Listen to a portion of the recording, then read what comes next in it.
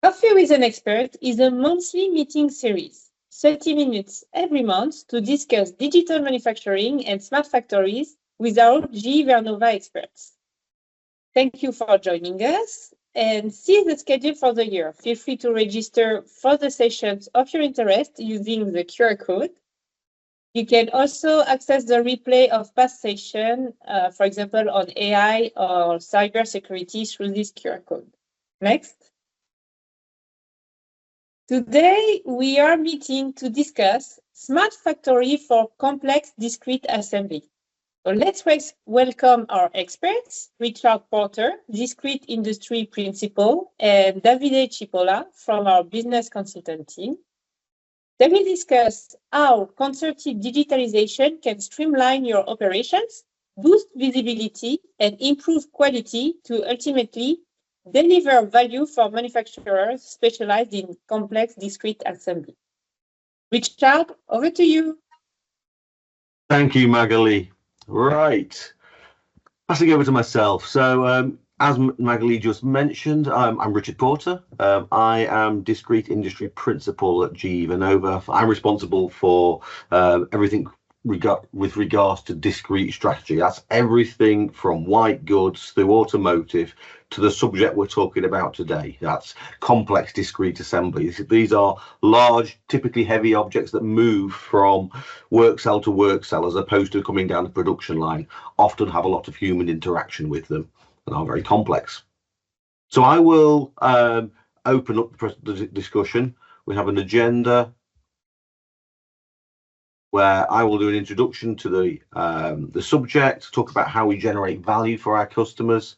Then I will hand over for the majority of the session to Davide, who will provide a demonstration of the technology.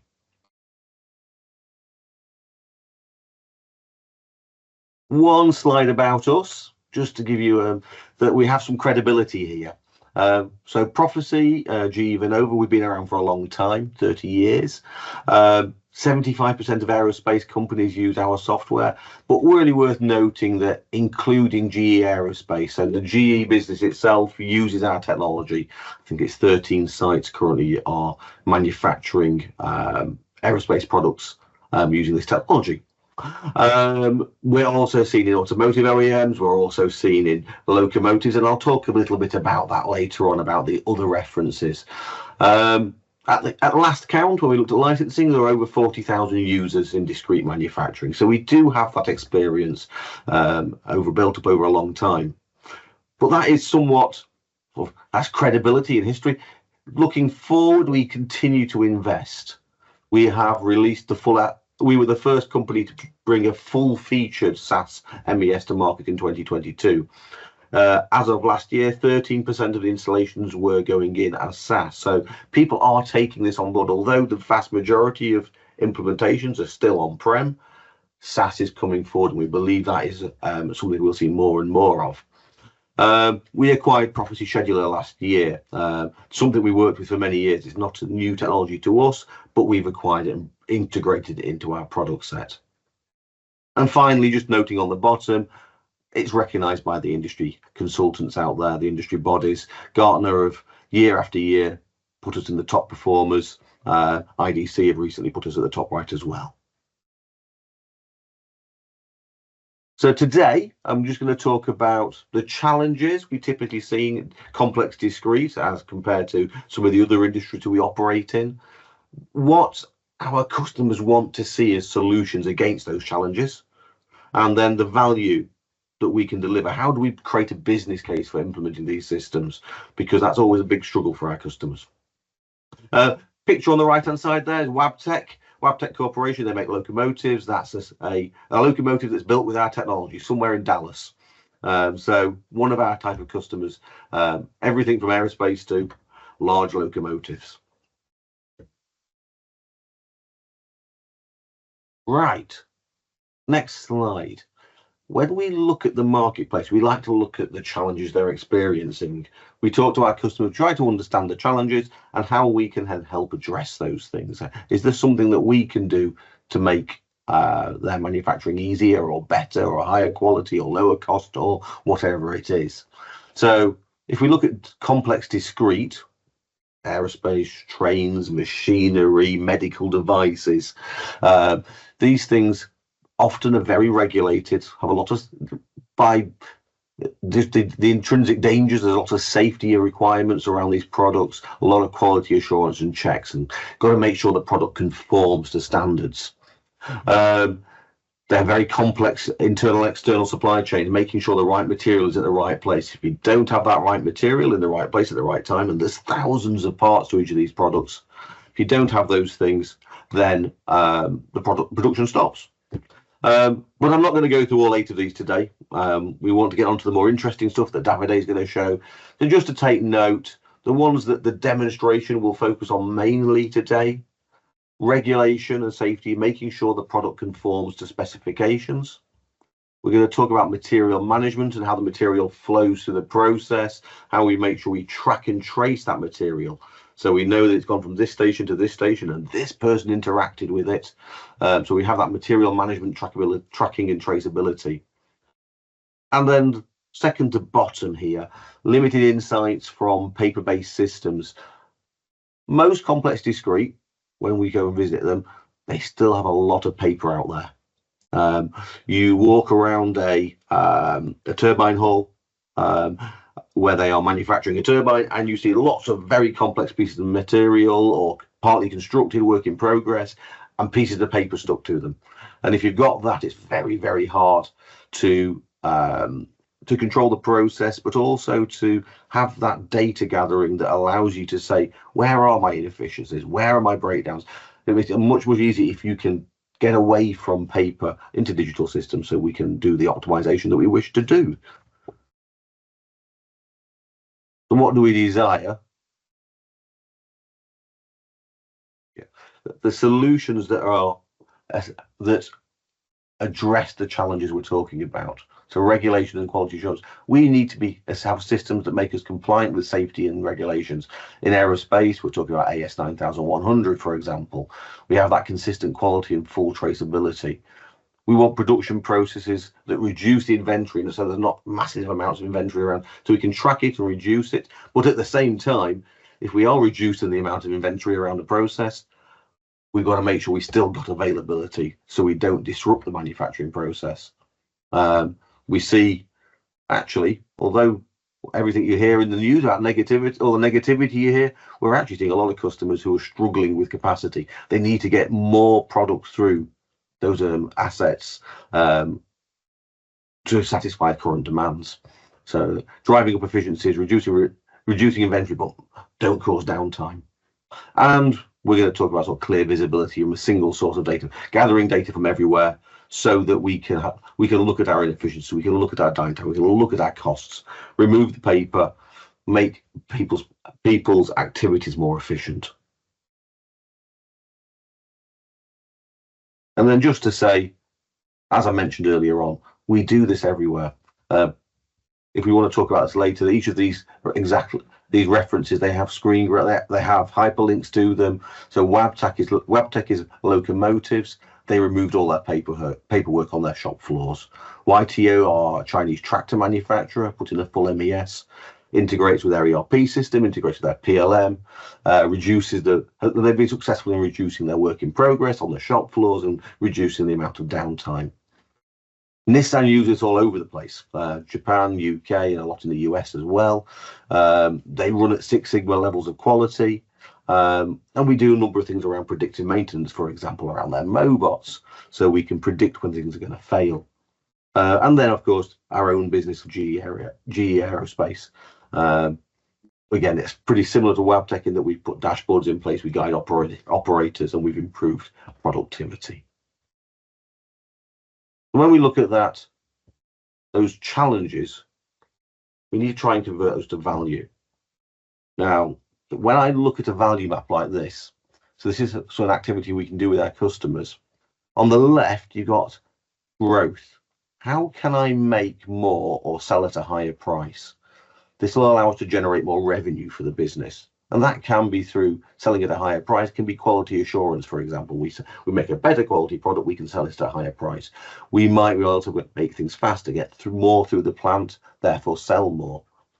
In the middle, we're looking more about costs and efficiencies, driving out costs from the process.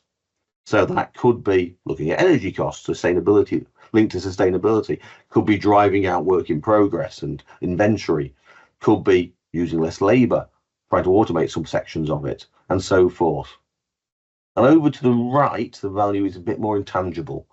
These are the things that tend to worry the C-levels and the executives more. This is, are we satisfying the governance that we have to do? That's our license to manufacture. If we don't satisfy those regulations, we get shut down. Customer satisfaction, delivering our product on time and in full. Making sure we provide an excellent product, a product service, so that our brand grows in growth and our share value goes up. These are the things that the executives care about. And if we look at complex discrete, the previous view was a generic view for every company. But when we talk to our complex discrete customers, these are the things that we typically see as being the biggest concerns for them. Inventory on the shop floor, I mentioned before. Quality assurance, I mentioned. Currently, we're seeing a big drive to getting more product through the plants. Customer demand is outgrowing the manufacturing capacity. The subjects here link, if you think about it. We talked about quality earlier on in the presentation around the challenges and how we address them, and then these things flow through into the value maps. And if you take that information, we understand how much we can reduce the amount of downtime, how much capacity we can bring. We can start to convert that into a dollar value, into a euro value, into a pound value.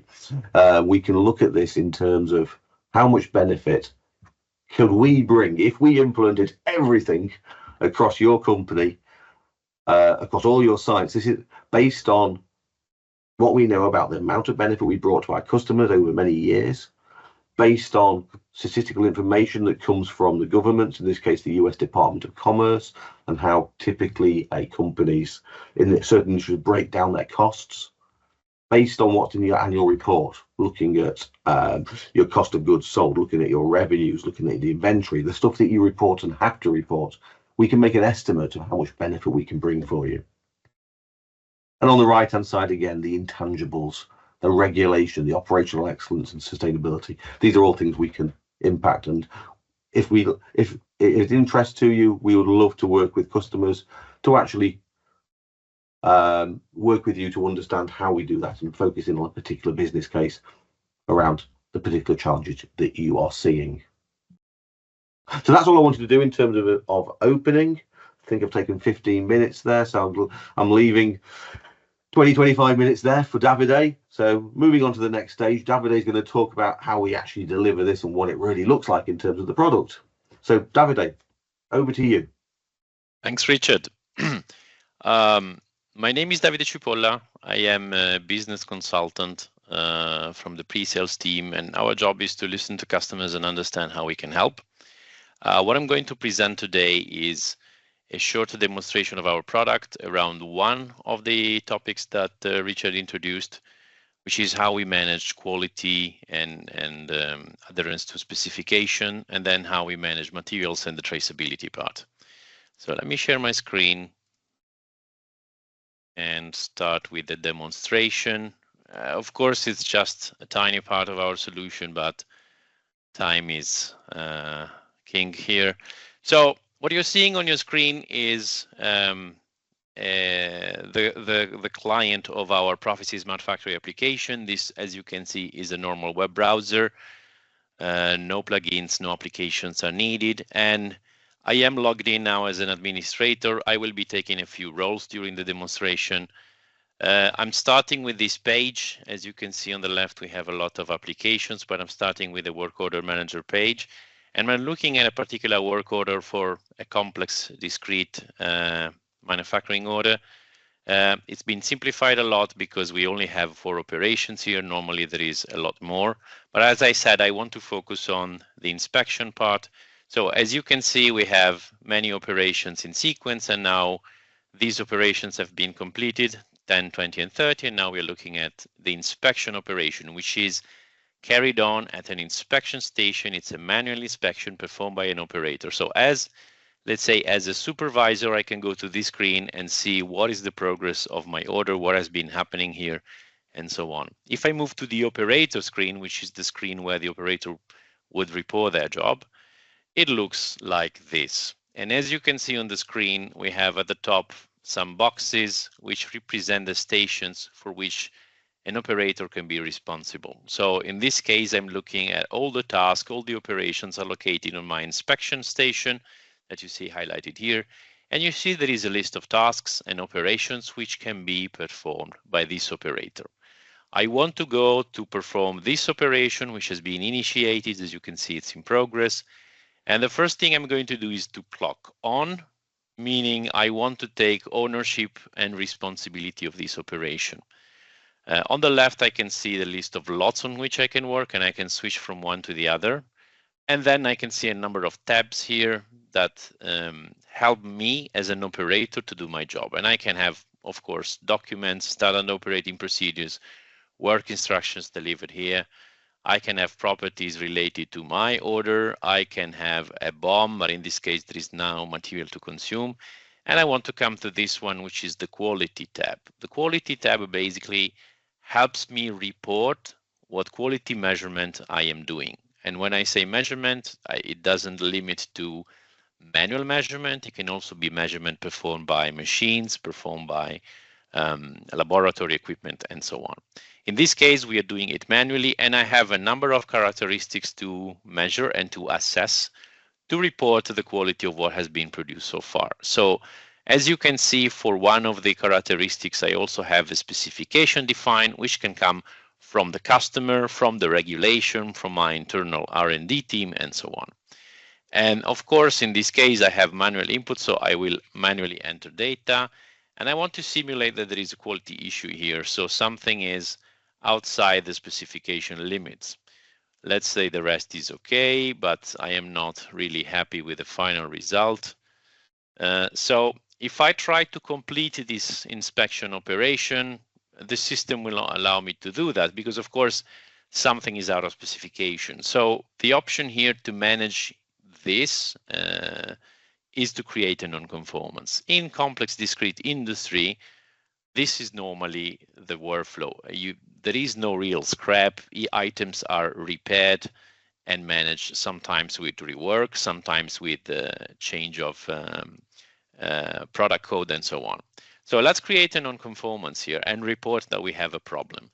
And of course, it's all manual input in this case, so I can put some text here just to summarize what the issue is. But what is really important is to categorize my non-conformance issue. It can be something to do with the product. It could be a non-conformance in the process. It could be another issue that I have. And this is coming from a configurable set of values, of course. I'm going to say this is a product issue, and I'm going to say this is a dimensional defect. We can associate a reason from a reason 3 up to 4 levels to this in order to categorize. Why do we want to do this? Because we want to assign a category from a predefined set of categories so that it is later easier to analyze how the defects are generated, what is the issues, and to do statistical analysis. We need to do visualization and so on. As you can see, the variable which is out of specification has been associated to my non-conformance. So I can already see what was the target, what was the upper limit, lower limit, and what is the actual value that is recorded. As an operator creating a non-conformance, I can record additional information in the form of text, but I can also attach a picture or a video or even another file attachment in order to better illustrate what the problem is. And I want you to imagine for a second that this is an operator with a tablet. They could take a picture using the tablet camera and simply attach it here in order to explain to whoever is reviewing this non-conformance what the problem is. So once I have put all the information, I can submit my non-conformance, and if I go back to my task list, my lot, which was complex 03, is not on the task list anymore, because this is the task list for the open operations, the ones that can be executed, but I will find it in the list of on hold. So the lot is on hold and the operation is on hold because someone from the quality department has to assess and to decide what to do with this lot. So I will move now to the screen for managing non-conformances. So like I said, this is a screen for quality department, quality responsibles that have to review the lots and the products and the orders and decide what to do. And I can find my item at the top of the list. I see it's red, which means I have to take a decision about this. I can click on the eye and review what has been reported by my colleague from the shop floor, but I can also click on the little hammer icon here and decide what to do with it. And when I jump into the screen, basically this is the disposition creation screen. You see, it creates a disposition plan context. And at this point, I can decide what to do. And as you can see, we have a number of options here to select. I can clear it, I can use it as it is, I can declare scrap, but what I'm going to show today is rework. And rework is really about performing an additional operation. So once I select rework, I can decide how to do rework. It can be repeating one of the previous operations in the order, or it can be creating new operations. And when it's new operations, it can be manually managed here. So as defined as, let's say, a manual operation, or I can select from a predefined template. I'm going to do the simple route of repeating an operation that I did before. So I'm going to repeat the final assembly operation. I want to say that this is a rework operation for my colleagues. And at this point, okay, I could select an approval workflow. Even when I put a disposition, I have to, again, associate a reason from a reason tree that can be configured. And then I will submit it. And at this point, basically, my job as a quality representative is done. And because I said I want to repeat an operation, I can go back to the operator view and go to the final assembly screen and check the operations which can be executed. And I will find in the task list my operation to be executed. So the operator assigned to this final assembly station will find this operation in the task list. And they can again go through the usual workflow of clocking on and going through the operation as usual. This is to say we have full integration between the quality part of the solution and the execution part of the solution. So there is no need to call each other, to send paper around and so on. It's all digital. And I also want to show that we have basically all traceability also about the dispositions, who decided to do the disposition. And then we record all the reasons and so on. If I go back to the order, I can see, oh, this is complex 02. Let me go to complex 03 real quick to show what is the summary. And I can see that an additional rework context is present, and I added my operation. I can also see from this screen what kind of materials were used. But in order to show that, I prefer to move to another screen. And okay, this is complex 02, but it's a similar one. And as you can see, this is showing me the material genealogy. I am looking at a lot, and I can see all the lots that were used, were consumed in order to produce this lot. And what is good is I can navigate the material genealogy back and forth. So I can go back, for example, to this lot of material, and I can check, and I find out that this lot has been used in several final products that I have. And I can check also the status of each of these products and so on. So genealogy is also part of track and tracing, just like quality and dispositions and who worked on what and so on. And it gives me a full picture of what happened in production. And if we go back to the slides now, just as a last item, Richard. Will do. Can you share the slides again? Yes, please. Oops. Oh, yeah. You see that? No. Okay, I apologize.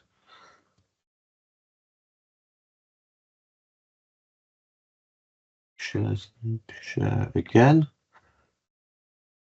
If first you don't succeed, try again. There we go. Exactly. So the idea here is, with all the information that is tracked in the software, we can build any kind of reports using our operations app component, which is a low-code, no-code designer. And any user can basically build their reports in order to show the information that was collected. So, for example, showing that the number of non-conformances is going down over time, and drilling down to the single non-conformance and see what happened and who decided to do what, and so on, to give the full picture of the solution. So just to summarize, we have seen how to manage quality issues. We have seen how we track material consumption and material production. We have seen how we even keep track of disposition and who took decisions on what, to give the full overview on what happened on the shop floor. So that concludes the demo and the presentation. I would say if anyone has questions, feel free to ask them now in the chat. We are very open to answer them. Thanks very much, Davide. Yes, so thank you very much, Richard and Davide, for this presentation. And thank you for sharing ideas on how to continuously improve in this in such a changing industry to increase competitiveness. So please ask your question in the chat, and if you don't have time for chat questions in the chat, you can also contact us using through the form that I'm sharing in the chat, or contacting our colleague Cataldo Tarantini, who will be very happy to receive your questions and share them with the experts that will best answer to them. So I really enjoy receiving your questions. And we have a couple of questions already. So the first one is referring back to the slide at the beginning. How do you calculate the value and benefits of your systems to customers? I believe it's for you, Richard. Okay, if I just jump back, I think the references to this slide where we talk about the value build. There's two elements to this. First of all, you can see a little note at the bottom, based on 30 years of Proficy software results and the US Department of Commerce. So the way we do this at a very high level, we know that if we implement MES, that we can reduce quality by typically a number of percentage, 3 or 4%. We can reduce downtime by 5%. We have an average based on basically those many systems we've installed. So we can look at that. We can look at our customers in terms of their what they have to report. Vast majority of our customers have to report their revenue levels and their cost of goods, their inventory levels. These are things that are in their annual reports. So we can take that data. And then there's also information available from the Department of Commerce, most countries actually, in terms of the breakdown of finances. So by applying those numbers together, we can do an estimate of how much benefit we can bring if we applied everything to everywhere. Typically, that's not the case. We talk to a customer and they say, we have a problem with availability. And so we're focusing on this number. So we will come to site, we'll spend time with the customer, understand exactly where their availability challenges are, and we will turn that number from a very high level estimate to something that can be used in terms of a business case. So we start with a high level view and then we dive down into the detail. I hope that answers the question. Great, thank you. Another question is more referring to the demo. So there was a demo including non-conformance. Can you override such non-conformances or have a manager approve them? Yeah, I'll take this one. So yes, it is possible to override. In fact, one of the standard workflows is called use as is, and basically means yes, we are aware of the issue, but we still want to move forward, which can be move forward until some operation later in the process, or just just ignore it and go ahead. And yes, there is of course the option to request approval with approval workflow with electronic signature if that is required. That, of course, is part of configuration, the permissions, the workflow, the approval workflows, and so on. Thank you. I think we're at time, so we will stop here. So thank you all for your participation, and thank you to our skillful experts, Richard and Davide, for this presentation. We will share the recording of this session by email, so you can replay it or share it with your colleagues. And again, feel free to reach out to us if you have questions, so through the form or through Catalog's email. So thank you very much. Bye. Thank you, Magali. Bye. Thank you very much. Bye-bye.